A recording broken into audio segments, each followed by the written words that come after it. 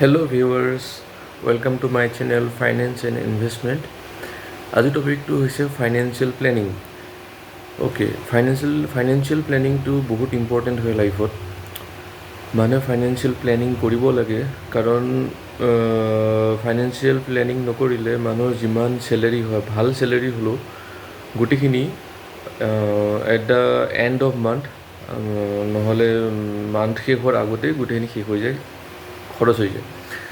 So' financial planning is very important. First কথা, মানুহৰ চেলেৰিৰ এটা পাৰ্চেণ্ট লাইক 20%, 25% মানুহে ছেভ কৰিব লাগে। অ'কে, 20% এনি হাও চেলেৰি ক্ৰেডিট হৈছে আৰু এনি হাও সেইটো পইচা ছেভ কৰিব লাগে। তাৰপিছত কথা হৈছে কি, সেই পইচাটো অকল ছেভ কৰিলে নহয়, সেই পইচাটো ইনভেষ্টো কৰিব লাগিব। ইনভেষ্ট মিনছ আজিকালি বহুত আছে বস্তু, financial instruments like fixed deposit, mutual fund, stock market, ঠিক আছে। এটা পাৰ্ট আপোনালোকে যোনটোত কমফৰ্টেবল হয় আপোনালোকে ইনভেষ্ট কৰিব লাগে 20% ছেভ কৰাৰ পিছত। তাৰোপৰি আৰু এটা ইম্পৰ্টেণ্ট কথা হৈছে কি, বহুতে আজিকালি এমাৰ্জেঞ্চি ফাণ্ড নাৰাখে। মানুহে এটলিষ্ট 3 মাহ চেলেৰিৰ, অ'কে, 3 মাহৰ চেলেৰিৰ এটা পইচা এমাৰ্জেঞ্চি ফাণ্ড হিচাপে ৰাখিব লাগে। সেইটো হৈছে কি, ছাপৰ্টৰ কাৰণে। ইন ফিউচাৰ যদি কিবা প্ৰব্লেম হয়, মেডিকেল ইছ্যু, মেডিকেল প্ৰব্লেম নাইবা এটা বিগ এক্সপেঞ্চ, সেইটো যাতে কাভাৰ হৈ যায়, তেতিয়াহ'লে সেইটোৰ কাৰণে এমাৰ্জেঞ্চি ফাণ্ডটো ভেৰি ইম্পৰ্টেণ্ট। নহ'লে কি হয়, ছেভিংছৰ পৰা গোটেইখিনি পইচা খৰচ কৰিব লগা হয়, আল্টিমেটলি যোনটো ফাইনেন্সিয়েল প্লেনিং সেইটো ব্ৰেক হয়।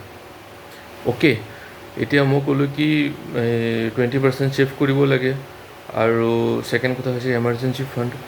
থাৰ্ড কথাটো হৈছে কি, ইঞ্চুৰেঞ্চটো মষ্ট ইম্পৰ্টেণ্ট হয়। লাইফ ইঞ্চুৰেঞ্চটো ইম্পৰ্টেণ্ট হয়, লাইফ ইঞ্চুৰেঞ্চটো কৰিব লাগে ফেমিলি প্ৰটেকশ্যনৰ কাৰণে। কিন্তু লাইফ ইঞ্চুৰেঞ্চটো বেচেলৰ অৱস্থাত নকৰিলেও হৈ যায়, এনেই প্ৰিমিয়ামটো পে' কৰিব নালাগে। যেতিয়া মেৰিড হ'লে লাইফ ইঞ্চুৰেঞ্চটো ইম্পৰ্টেণ্ট হয়। তাতকৈ বেছি ইম্পৰ্টেণ্ট হৈছে কি, হেল্থ ইঞ্চুৰেঞ্চটো আজিকালি লাইফৰ মষ্ট ইম্পৰ্টেণ্ট বস্তু হয়। কাৰণ নহ'লে মেডিকেল এক্সপেঞ্চ আপোনাৰ ছেভিংছৰ পৰা, ইনভেষ্টমেণ্টৰ পৰা গোটেইখিনি শেষ হৈ যাব আৰু আপোনাৰ ফাইনেন্সিয়েল প্লেনিংটো ফুলফিল হ'ব। So' health insurance is very important. আজিকালি বহুত মাৰ্কেটত আছে যোনটো আপোনালোকৰ কাৰণে চুইটেবল হয়। পলিচি বজাৰ এটা চ'ৰ্চ আছে, নাইবা আপুনি বেংকতো কৰিব পাৰে। তাতো আপুনি হেল্থ ইঞ্চুৰেঞ্চ এটা ভাল এমাউণ্টৰ লাইক 5 lakhs 10 lakhsৰ এটা ইঞ্চুৰেঞ্চ কৰিব লাগে। এতিয়া মই ক'লোঁ কি 20% ছেভিংছ আৰু এমাৰ্জেঞ্চি ফাণ্ড আৰু হেল্থ ইঞ্চুৰেঞ্চ। লাইফ ইঞ্চুৰেঞ্চটো হয় ইম্পৰ্টেণ্ট হয়, তাতকৈ বেছি ইম্পৰ্টেণ্ট হেল্থ ইঞ্চুৰেঞ্চ। আৰু এটা কথা, আপোনালোকে যে 20% ছেভ কৰিব, সেইটো ইনভেষ্ট কৰিব লাগিব। সেইটো ইনভেষ্ট কৰিলে বহুত ভাল হয়। তেতিয়া আপোনাৰ কি হ'ব, লং টাৰ্মত আপুনি 20% মই যেনেকৈ ক'লোঁ ছেভ কৰি পেলাই সেইটো ইনভেষ্ট কৰিলে, যোনটোত আপোনালোকে কমফৰ্টেবল হয়। মিউচুৱেল ফাণ্ড, SIP কৰিব পাৰে, নাইবা আপুনি ডাইৰেক্ট ষ্টকত কৰিব পাৰে, নাইবা আপোনালোকে ফিক্সড ডিপ'জিট হাই ৰিটাৰ্ণ। আজিকালি বেংকত ৰেট অফ ৰিটাৰ্ণটো ভালেই হয়, মোটামুটি 8-9% আহি যায়। তাতো আপোনালোকে ফিক্স কৰিব পাৰে। যদি আপোনালোকে ৰিস্ক বেছি ল'ব নোখোজে, তেতিয়াহ'লে ফিক্স কৰিব পাৰে। আদাৰৱাইজ আপোনালোকে SIP কৰিব পাৰে, ঠিক আছে। SIPৰ যোনটো আপোনাৰ বেনিফিট, সেইটো আপুনি 2-3 বছৰত শ্ব' নহ'ব পাৰে। কাৰণ কিয়, মাৰ্কেট বহুত ফ্লাকচুৱেট হয়। শ্বৰ্ট টাৰ্মত কোনো প্ৰেডিক্ট কৰিব নোৱাৰে কি হয় কি নহয়। চ' যোনটো ইনভেষ্টমেণ্ট SIP, সেইটো আপোনাৰ যোনটো বেনিফিট, সেইটো লং টাৰ্মত হয়। আফটাৰ 5 yearsৰ পিছত আপোনালোকে সেইটো বেনিফিট শ্ব' কৰিব পাৰিব, দেখিব পাৰিব। আৰু SIPটো মষ্ট ইম্পৰ্টেণ্ট আপোনাৰ লাইক চাইল্ডৰ এডুকেশ্যনৰ কাৰণে, কলেজ এডুকেশ্যনৰ কাৰণে, আপোনাৰ ৰিটায়াৰমেণ্ট প্লেনিং, ঠিক আছে। সেইটো কাৰণে SIPটো মষ্ট ইম্পৰ্টেণ্ট হয়। সেইখিনি কথা। আৰু এটা ইম্পৰ্টেণ্ট লাষ্ট কথা মই ক'ব খোজোঁ, ডেপ্টটো বহুত বেয়া হয়। লোন থাকিব লাগে মানুহৰ, কিন্তু হাই ইণ্টাৰেষ্ট লোনৰ পৰা আঁতৰত থাকিব লাগে মানুহ, যিমান পাৰে সিমান।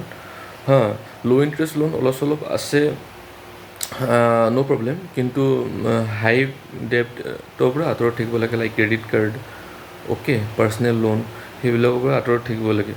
এইকেইটা কথা মই ক'লোঁ আপোনালোকক। Celery 20% save and invest. Second কথা হৈছে কি এমাৰ্জেঞ্চি ফাণ্ড।